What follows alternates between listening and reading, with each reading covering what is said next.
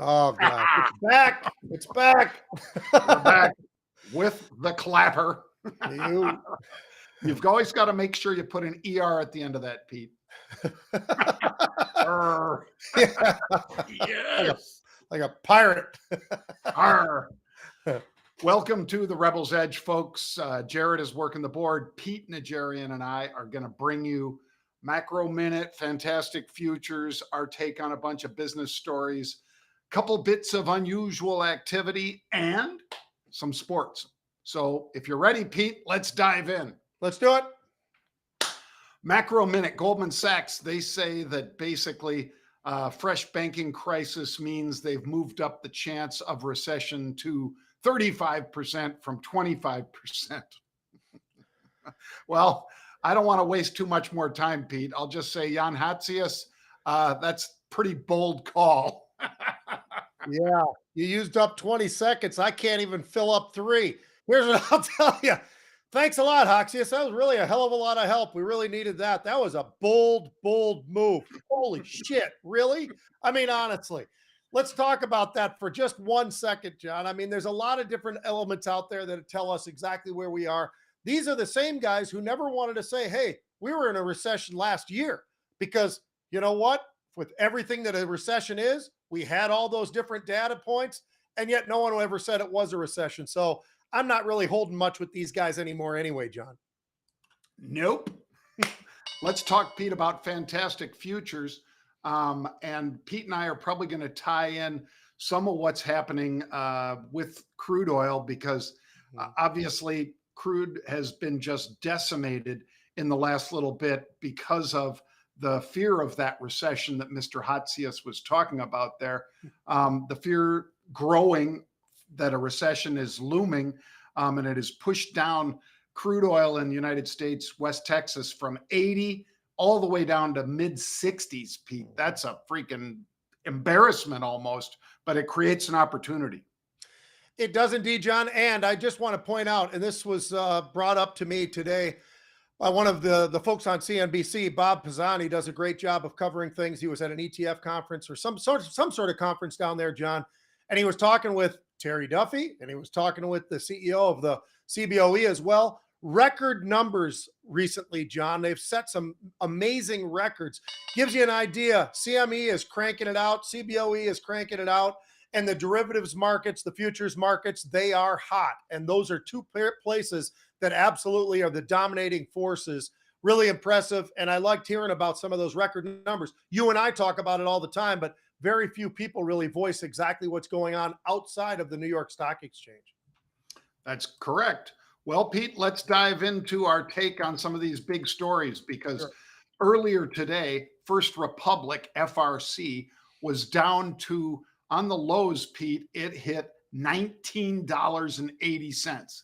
Now, I'm not going to say I bought it there, but I did buy the 20 calls, sold the 30 calls. The stock has now rallied from a 38% loss to a 10% double-digit rally because of the rumors, nothing confirmed yet, that JP Morgan's going to give them a lifeline.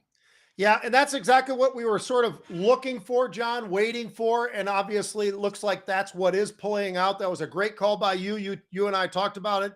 I know you talked with various others about it. You're still doing the dance, which you should. That was a hell of a move. And what I liked most about what you were looking at, Jon, was you were just saying, hey, you know what? From here, this still has a little bit of legs in front of it. And not only that, but you actually bought something that was in the money at the time that gives you that extra torque that you want to get along the way, and you were able to hedge it with that spread that you were putting on. The deposit outflows, those were all big. How about this, Jon? First 2 hours of the day, 76 million shares. It's been averaging 8.5 million shares for an entire day. So it gives people a little bit of an idea. There was a lot of volume. There was that turn, and once it started that turn, it's burning. And last we looked, Jon, I think it was over 30, right? Yeah. In fact, Pete, just moments ago, it was trading $34 a share. Bang. And it has turned over now 115 million shares. To Pete's point, a lot of that volume, almost 40 million of that volume coming in the last, I think, 30 minutes, Pete. Wow. Wow. Yep. All right. Well, so that's First Republic. Let's talk about Adobe Mhm. because they came out with some pretty good earnings, Pete. These guys, obviously, software company that is used for publishing. It's core to anybody who's doing digital media. And they earned 380 a share on sales of $4.66 billion in the quarter. They'd only expected 368, so they beat on bottom line and they beat on top line, Pete. Yeah, when you come out, John, and you put up a record quarter with revenue in all of your top business segments, that's probably turns out to be a pretty good thing. When you get your revenue to grow at 9% year over year, and you look at your earnings up 13% year over year, to say these guys crushed it is an understatement. On top of all of that, John, when you look at the company itself and you look at the valuation level, it is at the lowest valuation level in about a decade. I think it's about 9 years. So when you look at all of that and you look at a PE of 22, there still might be a little bit of room, particularly because of the fact that their guidance was strong for the year and for this coming second quarter. All of those things put together tell me that Adobe's absolutely crushing it right now. Yep. Great stock to own, folks. And again, digital publishing, in other words, what Market Rebellion does, what a lot of other people do, you got to have somebody in the firm that knows how to use Adobe PageMaker and all that.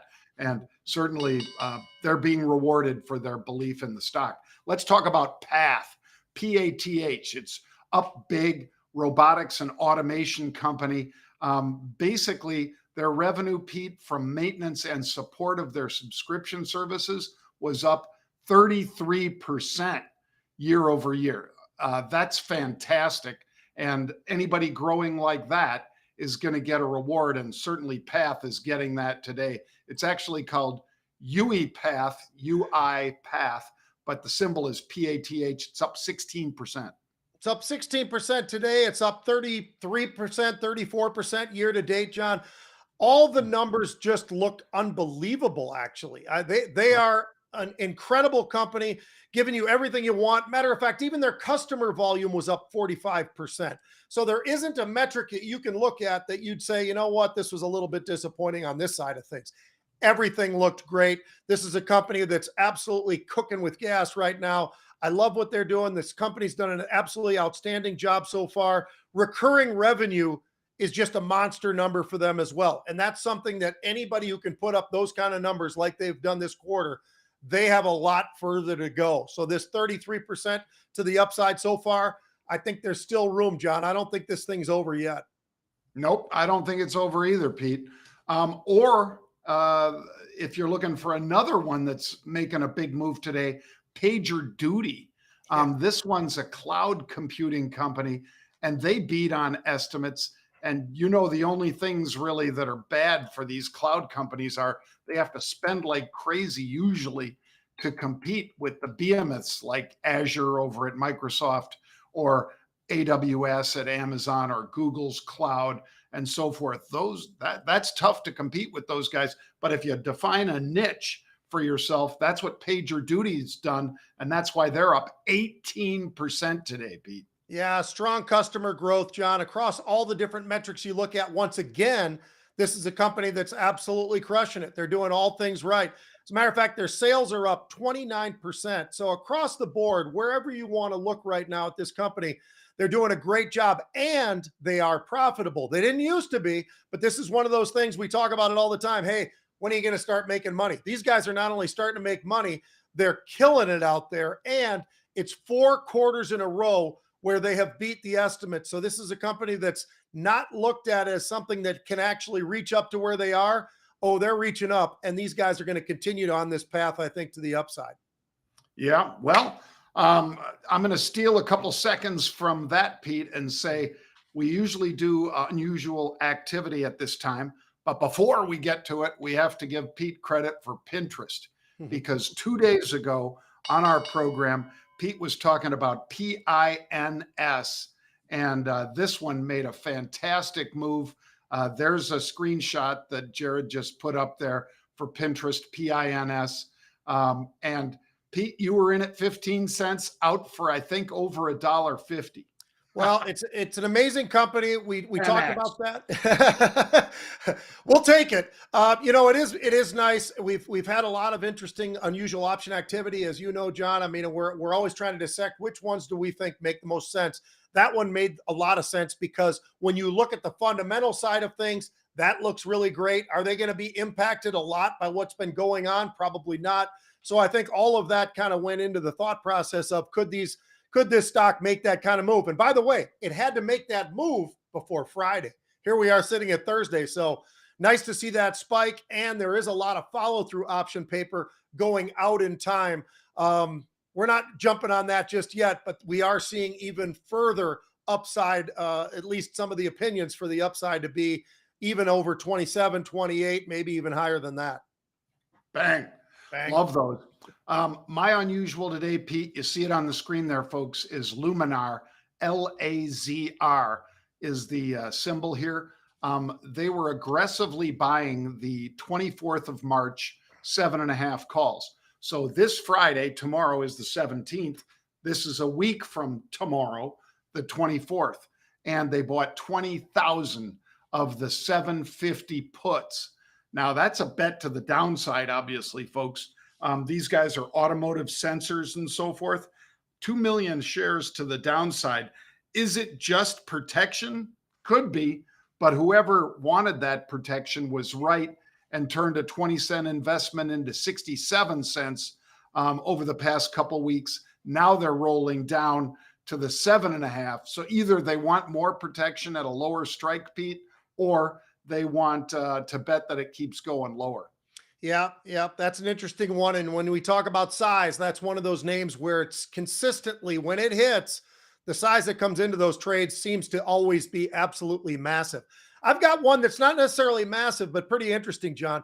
How about this? Taiwan Semiconductor. We don't talk about that name very much. We talk about AMD, we talk about NVIDIA, Qualcomm, we go through the list, Micron, all those names.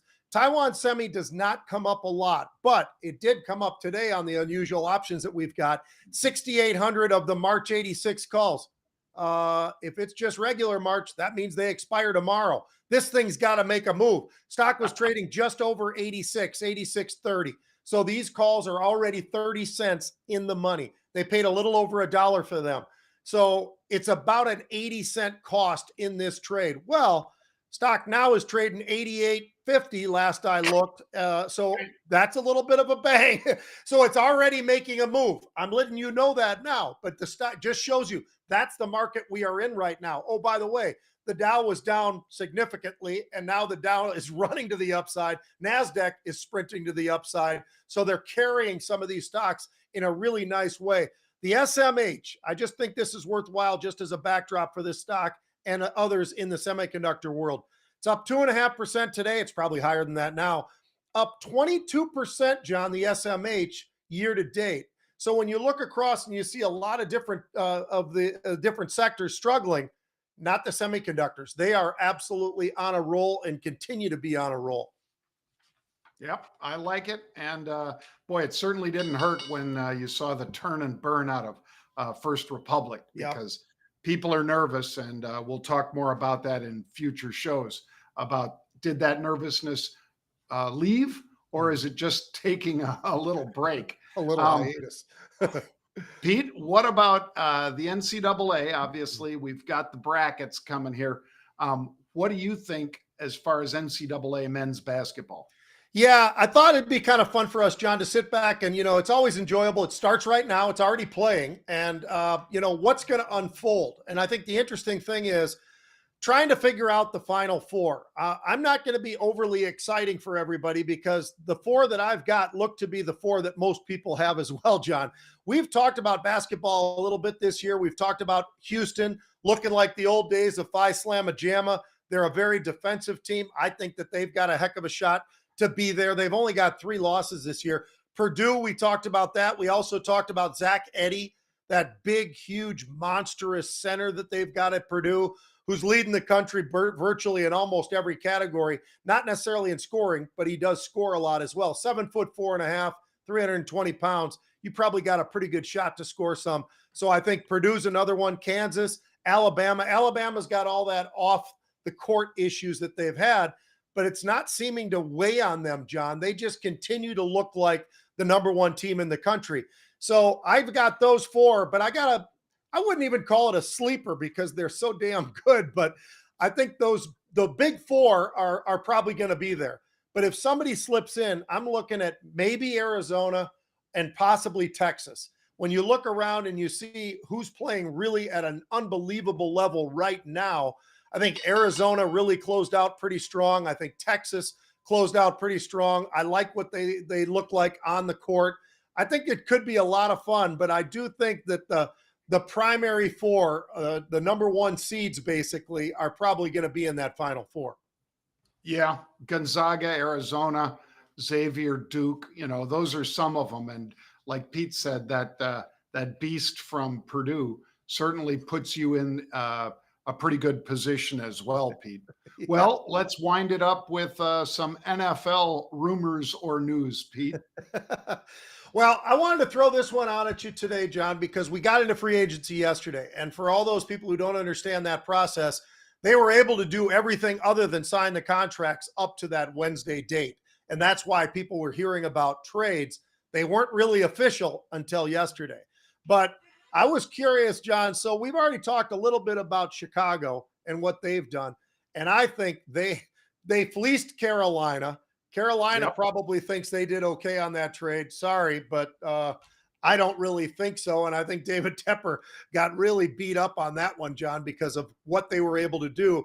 Your Chicago Bears are going to be pretty daggone interesting, and the signing of those two linebackers doesn't hurt at all. I think that's going to make that team a very, very good defense really rapidly. But Denver has done the most this offseason. Last offseason, I think they did the most to hurt themselves. And I think this offseason, they've done the most to help themselves. And what I mean by that, John, is they went out and they needed some linemen, right? They need somebody to protect this quarterback who might be over his skis a little bit and overaged and everything else. But maybe Russell Wilson would be a little bit better with McGlinchey from San Francisco. Powers, they got a guard who's a big monster. They're going to be able to protect him. They've got P. Ryan from the Cincinnati Bengals. They picked up Tremaine Smith, a cornerback. They picked up a linebacker. And they picked up a kid that you know a little bit, John, because I used to tell you about him, Zach Allen from New Canaan, Connecticut, ended up going to Boston College. He literally set the new records for sacks in college, then went, I think, first or second round to Arizona. Now he just signed a $47.75 million contract with the Denver Broncos as a defensive end. Not so bad. So he's doing pretty good. So far, Denver, if you add up those contracts that I just gave you, they have spent over $250 million. So to say they've gone out and they've been aggressive would probably be a little bit of an understatement, because they went out and absolutely changed that team overnight. What do you think? And what teams are you following that you think have maybe made a little bit of a dent, at least in free agency? Well, like you've said repeatedly, Pete, the part of it is how much room you have under the salary cap. Yep. A lot of teams had to cut players because they were over the salary cap, and they wouldn't be able to sign any of their rookies and all that kind of stuff. That's how much they were over the salary cap. I think one of those teams, Pete, is Dallas, because they had to cut Ezekiel Elliott. He signed a 6-year, $90 million deal. That would seem cheap if he's still really healthy, but he signed that in 2019. Yeah. So you got 2019, 20, 21, 22. Now, so he's 4 years in, and they say, you know what, we got to get rid of him. That means people could acquire him, and they clear, I forget if it's 10 or 11 million in salary cap by doing that, Pete. So Dallas could make some moves here. I think the Orlando Brown, we already talked about that, but we thought that was a big deal for the Kansas City Chiefs. Yep. So I think, once we see what the draft is like, I think the Bears might end up doing the best of anybody for all those reasons you mentioned. Unfortunately, Mr. Tepper, he's great at trading stocks, probably not so good at trading spots in the draft. Yeah, I don't know if it was Mad Dog or who, John, but I was listening to the radio the other day, and I heard somebody talking about, hey, look, when owners decide they want to really be in charge of the team, and yet their professional background is not in football, it's in stock market, it could be in automobiles, it could be in grocery store, could be Walmart, could be a lot of things. They probably really don't know football all that well, so they probably should be leaning on others rather than their own opinions. People are asking David Tepper, John, well, when you went up to that first pick, who do you want? And he really stumbled and bumbled on that question, because now he's trying to figure out, well, and this could save him. What if he's able to trade down to somebody who wants a different player than what he wants? And, that makes that trade then not as bad, because then he might get a little something for it and slide down 1 or 2 shots to the downside. But who knows? But it's always interesting to know all these billionaires, John, that think that they know football, but they really don't. Yeah. Well, and just like Pete said, folks, I mean, I think what Tepper should have done is looked at who is drafting 2, 3, 4 in the draft behind him, since he has traded for the number 1 pick, and then claimed, even if he didn't want it, because they do this all the time, I really like this, particular player, knowing that the team just under you really wants and really needs that guy. And then they're forced to make a trade if they still want him. So, that wouldn't have been dumb, but like you say, I don't think he handled it that way. And so instead, it's kind of like, if he goes to anybody to trade down after trading up like that, he's an idiot. He's an idiot. Sorry about that. And the only other mistake that I think he made, John, we talked about it yesterday with Mark, was, and then we could be done on this, but Carolina so far in free agency, the people they've signed have an average age of plus 31. Now, football players don't last too much longer than 31 unless their name is Tom Brady. So it's kind of interesting that those that they've gone after to sign are 29, 33, 36, 34, 35. It's like, hey, what are you guys trying to do here? It's a really interesting approach, to say the least. Well, as you guys know, it's Thursday, which means this is our last Rebels Edge of the week. It's episode 126 for the Rebels Edge. We'll be back Monday with episode 127. We'll see you then, folks. Have a great day. Introducing our new series of intimate in-person trading conferences in some of the greatest cities in America. It's Market Rebellion Live. Next up, this June in Sonoma County, California. Savor some of the finest wines in America while you level up your trading with Pete Najarian, Jon Najarian, AJ Monty, Ryan Mastro, and Bill Johnson. Sonoma is limited to just 25 seats to ensure every guest gets personal attention, so act now. Tickets are going fast.